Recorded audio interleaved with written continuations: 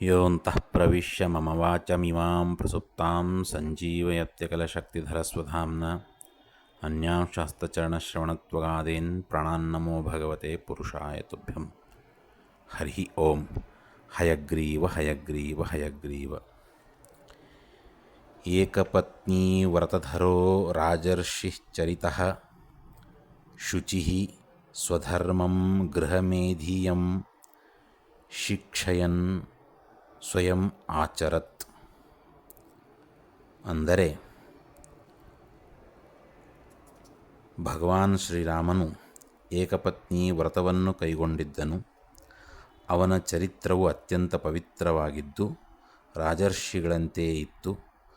ಗೃಹಸ್ಥ ಉಚಿತ ಸ್ವಧರ್ಮದ ಶಿಕ್ಷಣಕ್ಕಾಗಿ ಅವನು ಸ್ವತಃ ಆ ಧರ್ಮವನ್ನು ಆಚರಿಸುತ್ತಿದ್ದನು ಎಂಬುದು ಇದರ ಅರ್ಥ.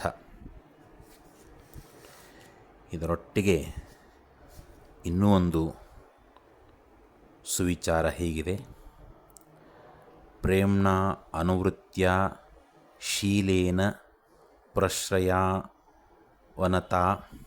ಸತಿ ಧಿಯಾ ಹ್ರಿಯಾಚ ಭಾವಜ್ಞಾ ಭರ್ತುಃ ಸೀತಾಹರನ್ಮನಃ. ಅಂದರೆ ಸತೀ ಶಿರೋಮಣಿಯಾದ ಸೀತಾದೇವಿಯು ತನ್ನ ಪತಿಯ ಹೃದ್ಗತವನ್ನು ಅರಿತಿದ್ದಳು. ಅವಳು ಪ್ರೇಮದಿಂದ, ಸೇವೆಯಿಂದ, ಸಚ್ಶೀಲದಿಂದ, ಅತ್ಯಂತ ವಿನಯದಿಂದ ಹಾಗೂ ತನ್ನ ಬುದ್ಧಿ, ಲಜ್ಜೆ ಮುಂತಾದ ಗುಣಗಳಿಂದ ತನ್ನ ಪತಿ ಭಗವಾನ್ ಶ್ರೀರಾಮನ ಮನಸ್ಸನ್ನು ಗೆದ್ದಿದ್ದಳು ಎಂಬುದು ಇದರ ಅರ್ಥ.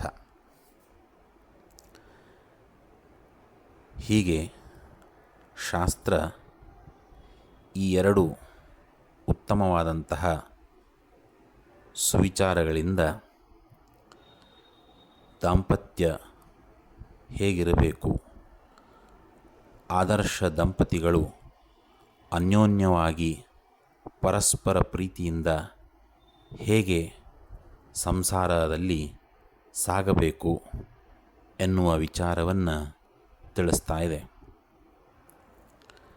ಮೊದಲಿಗೆ ರಾಮನ ಬಗ್ಗೆ ಹೇಳೋದಾದರೆ, ಏಕಪತ್ನಿ ವ್ರತಧರೋ, ಇದು ಅತ್ಯಂತ ವ್ಯಕ್ತಿಯ ಅಚಲವಾದ ಚಾರಿತ್ರ್ಯವನ್ನು ತಿಳಿಸಿಕೊಡುವಂತಹ ವ್ರತ, ಏಕಪತ್ನಿ ವ್ರತ.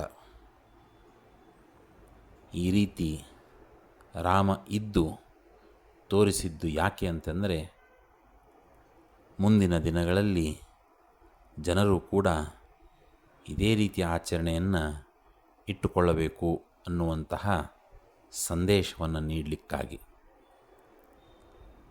ರಾಜರ್ಷಿ ಅಂತ ಹೇಳ್ತಾರೆ.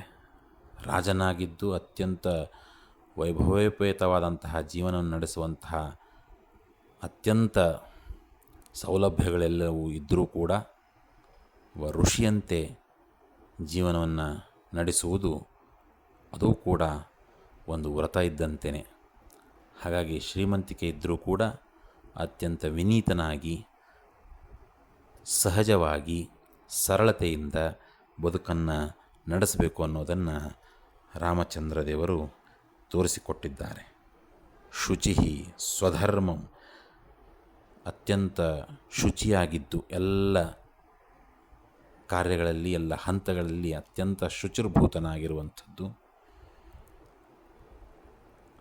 ಆಮೇಲೆ ಸ್ವಧರ್ಮಂ, ತನಗೆ ವಿಹಿತವಾದಂತಹ ಧರ್ಮವನ್ನು ಭಗವಂತನ ಪೂಜೆ ಅನ್ನುವಂಥ ಅನುಸಂಧಾನದಿಂದ ಅದನ್ನು ನಡೆಸಬೇಕು ಅನ್ನೋದನ್ನು ಇಲ್ಲಿ ರಾಮಚಂದ್ರ ದೇವರು ತೋರಿಸಿಕೊಟ್ಟಿದ್ದಾರೆ. ಗೃಹಮೇಧೀಯಂ ಶಿಕ್ಷಯನ್, ಈ ರೀತಿ ಎಲ್ಲ ಗೃಹಸ್ಥರಿಗೆ ತಿಳಿಸಿಕೊಡೋದಕ್ಕೋಸ್ಕರ, ಶಿಕ್ಷಣ ನೀಡೋದಕ್ಕೋಸ್ಕರ ರಾಮಚಂದ್ರರು ಈ ರೀತಿ ನಡೆದುಕೊಂಡಿದ್ದಾರೆ ಅನ್ನೋದು ಈ ಸುವಿಚಾರ ತಿಳಿಸಿಕೊಡ್ತಾ ಇದೆ. ಅದರಂತೆ ಸೀತೆಯು ಕೂಡ ರಾಮನಲ್ಲಿ ಅತ್ಯಂತ ಪ್ರೀತಿಯಿಂದ ಪ್ರೇಮ್ನ ಅನುವೃತ್ಯ ಆತನ ಸೇವೆಯನ್ನು, ಆ ಸ್ವಧರ್ಮವನ್ನು ಆಚರಣೆ ಮಾಡ್ತಾ ಇದ್ದಾನೆ ಶ್ರೀರಾಮ. ಅದರಲ್ಲಿ ತಾನೂ ಕೂಡ ಅನುವೃತ್ಯ, ತಾನೂ ಕೂಡ ಆ ಸೇವೆಯನ್ನು, ಅವನಿಗೆ ಸೇವೆಯನ್ನು ಸಲ್ಲಿಸ್ತಾ, ಆ ಸೇವೆ ಕೂಡ ಹೇಗೆ, ಯಾವುದೋ ಬಲವಂತದಿಂದ ಬೇಸರದಿಂದ ಅಲ್ಲ, ಪ್ರೇಮ್ನ ಅನುವೃತ್ಯ, ಆ ಅತ್ಯಂತ ಪ್ರೀತಿಯಿಂದ ಅವಳು ಆತನ ಸೇವೆಯನ್ನು ಮಾಡ್ತಾ, ಶೀಲೇನ, ಇದು ಅತ್ಯಂತ ಮುಖ್ಯವಾದಂಥದ್ದು, ಸ್ತ್ರೀಯರಿಗೆ ಶೀಲ, ಚಾರಿತ್ರ್ಯ ಸಂಪನ್ನತೆ ಅನ್ನುವಂಥದ್ದು, ಅದನ್ನು ಅವಳು ಆಚರಿಸಿ ತೋರಿಸಿದ್ದಾಳೆ.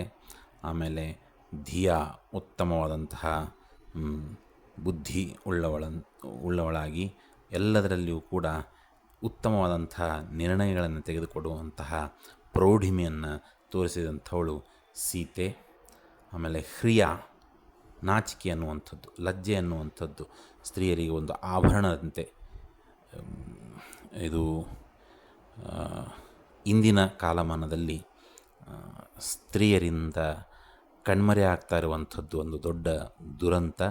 ಹಾಗಾಗಿ ನಾಚಿಕೆ, ಲಜ್ಜೆ ಅನ್ನುವಂಥದ್ದು ಸ್ತ್ರೀಯರ ಉತ್ತಮವಾದಂಥ ಆಭರಣ, ಅದು ಸೀತೆಯಲ್ಲಿತ್ತು ಅಂತ ನಮಗೆ ಈ ಸುವಿಚಾರ ತಿಳಿಸ್ತಾ ಇದೆ. ಹಾಗಾಗಿ ಅದನ್ನು ಹೊಂದಿರುವಂತಹ ಸೀತೆ ತನ್ನೆಲ್ಲ ಒಂದು ಆಚರಣೆಯಿಂದ ಪತಿಯಾದಂತಹ ಶ್ರೀರಾಮನ ಮನಸ್ಸನ್ನು ಸೂರೆಗೊಂಡಿದ್ಲು, ಹರಣ ಮಾಡಿದ್ಲು, ಆತನನ್ನು ಒರೆಸಿಕೊಂಡಿದ್ಲು ಅನ್ನುವಂಥದ್ದನ್ನು ಇಲ್ಲಿ ತಿಳಿಸ್ತಾ ಇದೆ. ಹಾಗಾಗಿ ಪ್ರತಿಯೊಂದು ಪತಿಯ ಉತ್ತಮ ಧಾರ್ಮಿಕ ಕಾರ್ಯಗಳಲ್ಲಿ ಪತ್ನಿ ಸಹಭಾಗಿಯಾಗಿ ಅತ್ಯಂತ ಅನ್ಯೋನ್ಯದಿಂದ ಪ್ರೀತಿಯಿಂದ ಇರಬೇಕು ಅನ್ನುವಂತಹ ಈ ಒಂದು ಉತ್ತಮವಾದಂತಹ ಸಂದೇಶ, ಆದರ್ಶ ದಂಪತಿಗಳ ಒಂದು ಚಿತ್ರಣವನ್ನು ನೀಡುವಂತಹ ಒಂದು ಉತ್ತಮವಾದಂತಹ ದಾಂಪತ್ಯ ಜೀವನವನ್ನು ನಡೆಸಿ ತೋರಿಸಿದಂತಹ ಶ್ರೀರಾಮಚಂದ್ರ ಮತ್ತು ಸೀತಾದೇವಿ ಇವರ ಒಂದು ಆ ದಾಂಪತ್ಯವನ್ನು ನೋಡಿಕೊಂಡು ಅವರನ್ನು ಆದರ್ಶವಾಗಿಟ್ಟುಕೊಂಡು ಇಂದಿನ ಒಂದು ಹೊಸದಾಗಿ ಮದುವೆಯಾದಂತಹ ದಂಪತಿಗಳಿರಬಹುದು, ಅಥವಾ ಗಂಡು ಅಥವಾ ಹೆಣ್ಣನ್ನು ಹೆತ್ತಂತಹ ತಂದೆ ತಾಯಿಗಳಿರಬಹುದು, ಇದನ್ನೆಲ್ಲ ಮನಸ್ಸಿನಲ್ಲಿಟ್ಟುಕೊಂಡು ತಮ್ಮ ಮಕ್ಕಳಿಗೆ ಈ ವಿಷಯಗಳನ್ನು ತಿಳಿಸಿ ಆಮೇಲೆ ಮದುವೆ ಮಾಡಿಸಿದರೆ ಇಂದು ಏನು ಒಂದು ವಿಚ್ಛೇದನ ಅನ್ನುವಂಥ ಹೊಸ ಗಾಳಿ ಎದ್ದಿದೆ, ಅದು ನಿಲ್ಲಲಿಕ್ಕೆ ಸಾಧ್ಯವಾಗ್ತದೆ. ಉತ್ತಮ ರೀತಿಯ ಒಂದು ದಾಂಪತ್ಯವನ್ನು ನಡೆಸಿ ನಮ್ಮ ಮುಂದಿನ ಪೀಳಿಗೆ ಉತ್ತಮ ರೀತಿಯ ಆದರ್ಶ ದಂಪತಿಗಳು ಆಗಲಿಕ್ಕೆ ಸಾಧ್ಯವಾಗ್ತದೆ. ಭಗವಂತನ ಇಂಥ ಅನುಗ್ರಹ ಎಲ್ಲರ ಮೇಲೆ ಇರಲಿ. ಅತ್ಯಂತ ಪ್ರಯತ್ನಪೂರ್ವಕವಾಗಿ ತಂದೆ ತಾಯಿಗಳು ಕೂಡ ಮಕ್ಕಳಿಗೆ ಈ ವಿಷಯವನ್ನು ತಿಳಿಸಬೇಕು. ಆಮೇಲೆ ಮಕ್ಕಳು ಕೂಡ ಆ ರೀತಿ ನಾವು ಹೀಗೆ ಉತ್ತಮವಾದಂಥ ಆದರ್ಶ ದಂಪತಿಗಳಂತೆ ನಾವು ಬದುಕ್ತೇವೆ, ರಾಮಚಂದ್ರ ಮತ್ತು ಸೀತೆಯಂತೆ ಅಂತನ್ನುವಂತಹ ಒಂದು ಪಣವನ್ನು ತೊಟ್ಟು ಮದುವೆ ಆದಾಗ ಮಾತ್ರ ಆ ರೀತಿ ವಿಚ್ಛೇದನ ಅನ್ನುವಂಥ ಕೆಟ್ಟ ಗಾಳಿ ದೂರವಾಗಲಿಕ್ಕೆ ಸಾಧ್ಯವಾಗ್ತದೆ. ಈ ನಿಟ್ಟಿನಲ್ಲಿ ಪ್ರಯತ್ನಪೂರ್ವಕವಾಗಿ ಆ ಒಂದು ಕಾರ್ಯವನ್ನು ಎಲ್ಲರೂ ಕೈ ಜೋಡಿಸಿ ಮಾಡೋಣ. ಎಲ್ಲರೂ ಒಂದು ಸಮಾಜದಲ್ಲಿ ಉತ್ತಮವಾದಂತಹ ವಾತಾವರಣ ಬರಲಿಕ್ಕೆ ಪ್ರಯತ್ನವನ್ನು ಮಾಡೋಣ. ಆದರ್ಶವಾಗಿ ರಾಮಚಂದ್ರ ಮತ್ತು ಸೀತಾದೇವರನ್ನಿಟ್ಟುಕೊಂಡು ಎಲ್ಲರೂ ಏನಂತಂದರೆ ಆ ರೀತಿಯ ಆದರ್ಶ ದಾಂಪತ್ಯ ಜೀವನವನ್ನು ನಡೆಸುವಂತಾಗಲಿ ಅಂತ ಹೇಳ್ತಾ ಭಾರತೀಯ ರಮಣ ಮುಖ್ಯ ಪ್ರಾಣಾಂತರ್ಗತ ಶ್ರೀಕೃಷ್ಣಾರ್ಪಣಮಸ್ತು. ನಮಸ್ಕಾರ.